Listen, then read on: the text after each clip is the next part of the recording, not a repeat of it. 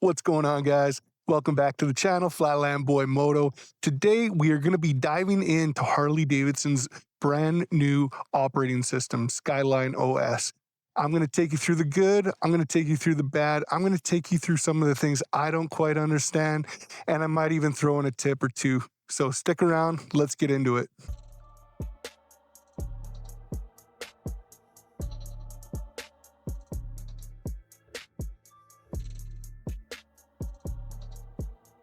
Let's start it up.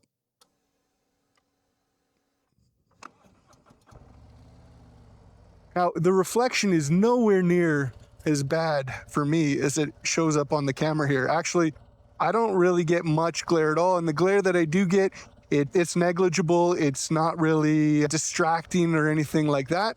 We'll start by going into the settings, okay? So what just happened there is my bike automatically connected to my Apple CarPlay. So we'll just back out of that here for now. We'll get into that. So starting with your settings, okay? You've got your device manager. We'll go into that. In here, I've got my phone, I've got my Cardo, and I've got the Mead Hawk bypass, which I will talk about a little bit later, as it may have to do with the tip that I give you guys. So we'll back out of that. In your sound, you've got audio routing. So in here, you can set it to your speakers or headset. I use a Cardo. I personally like listening to music in my headset, so I have everything routed through my headset. Okay, back out of there. In your volume settings, you can adjust your speakers, your media, your prompts, rider headset. Okay, everything maxed out for me. Passenger headset, if you got one. I have a passenger, but she doesn't have a headset. Okay, your auto volume control, I messed around with it a bit. I just turned it off and manually set mine, and it seemed to work better for me. You got your equalizer. I got it set to hip hop. You got your speaker setup. So I haven't really messed around with this, but I also don't want to. I'm no expert when it comes to that. Also, Vox sensitivity. No idea what that means. Haven't messed around with that either. Okay, so we'll just back out of there. Now we've got our display settings. So we've got 3 different layouts to choose from. What you are seeing here right now is the cruise layout. The cruise layout is nice. I personally like the sport, and I'll tell you why. I like to see my RPM in the center of my gauge cluster there. So for me, that's what I prefer. And then you've also got tour, which is nice too, especially if you're gonna just be kind of keeping it on maps. So the maps will take up the majority of that screen, and you've got just the information you need on the left-hand side there. We'll back out of this, and we'll just go to the main menu here briefly, just to talk about something. I'll go back to sport. It's what I'm familiar with. So on the right-hand side of the screen there, you can see ride info. You've got the temperature outside, the date, the direction you're headed. You've got fuel left in the tank, and you've got the temperature of the bike, okay? And then on the left side of the handlebars, the control cluster there, if you look at the very top, it's got a circle with 4 dots and arrows. You push on that, it'll take you to your trip A, your trip B, your tire pressure, which is really nice, and then you can shut it off entirely.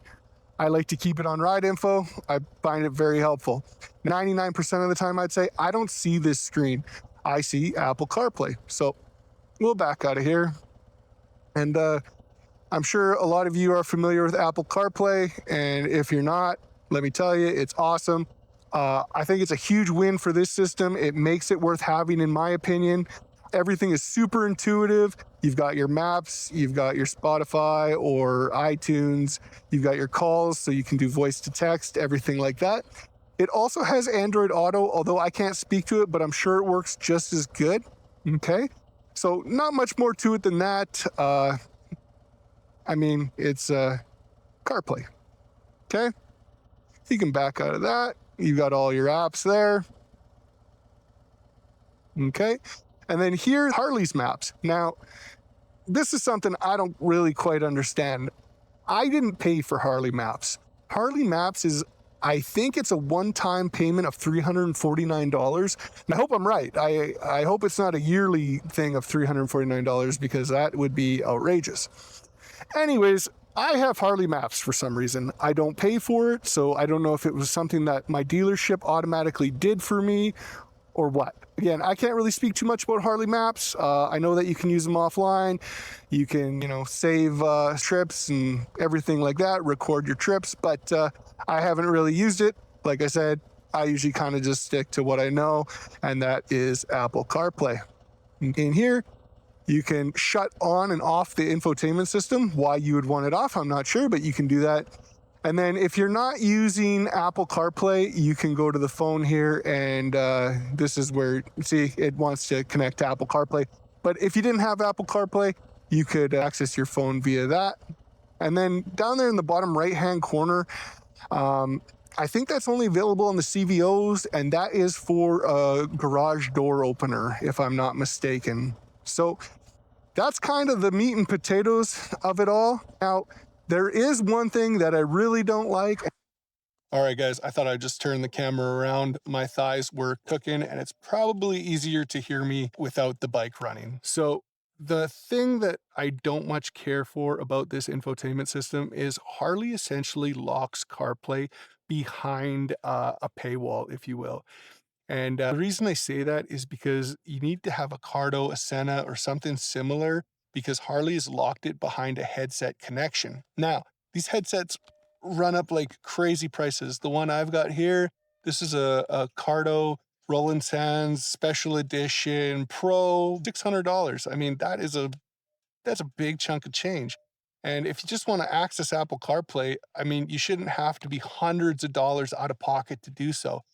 I made a video, it's on my channel, about basically a workaround for Apple CarPlay. Essentially all it is, guys, that Medhawk connection, that Bluetooth connection you saw at the beginning of the video, it looks like a miniature USB-C, and it just connects to the dongle on the right-hand side of for the Road Glide anyways, on the right-hand side, USB-C connection. And all it does is it tricks Harley into thinking that you have a headset connected. Therefore, you can use Apple CarPlay. You can listen to music through the speakers.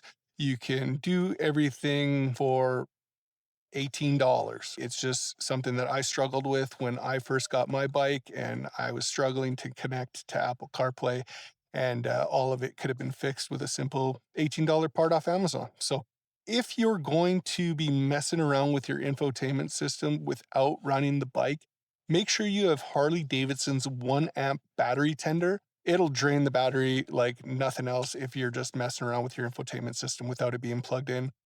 Also, too, make sure it's on AGM. So on the battery tender, you've got, regular AGM and then lithium. Anyways, you want it on AGM. I'm pretty sure all Harley bikes come with AGM batteries. That's absorbed glass matte battery. Just something to be aware of if you weren't already familiar. And all in all, guys, I'm very happy with the operating system on these new bikes. I did have one thing happen to me, though. I got back from my Idaho-Montana trip. I parked my bike. I went about my life, and then I get back on my bike, and my screen is black. Like black, nothing. No gauges, nothing. Black. And, electronics, that stuff isn't cheap. Luckily, I'm still under warranty, so I wasn't too worried. But I mean, still, I've only got 9,000 kilometers on the bike, and I don't want to be running into issues. I certainly didn't want to deal with any electronics. And guys, what it ended up being was I did some troubleshooting, and it was just the fuse. I just unplugged the fuse, popped it back in, and then everything was fine, and I've had no issues since. If I haven't already mentioned it, the screen, you can touch it with your gloves. It's very intuitive. So if you don't got little finger gloves like I got here, they work with gloves. So no issues there. The screen, I haven't had any scratches or anything like that. I've rode in all types of conditions, you name it, we've rode in it, and I've never had an issue with seeing the screen or anything like that. I've actually come around to really liking the digital gauges. And I know a lot of old heads out there are going to say, well, they prefer the old school gauges. And I get it. I used to be in that camp too. But, after 9,000 kilometers on this bike, I can honestly say I don't miss the old gauges. All in all, I think Harley did a really great job with it all. All right, guys. Well, there you have it. My in-depth review of Skyline OS. All in all, I think Harley did a fantastic job with it. And if you found this video helpful, you like this content, you want to see more, please be sure to like and subscribe. All the support is very much appreciated. And as always, guys, stay death proof. I will catch you guys on the next one.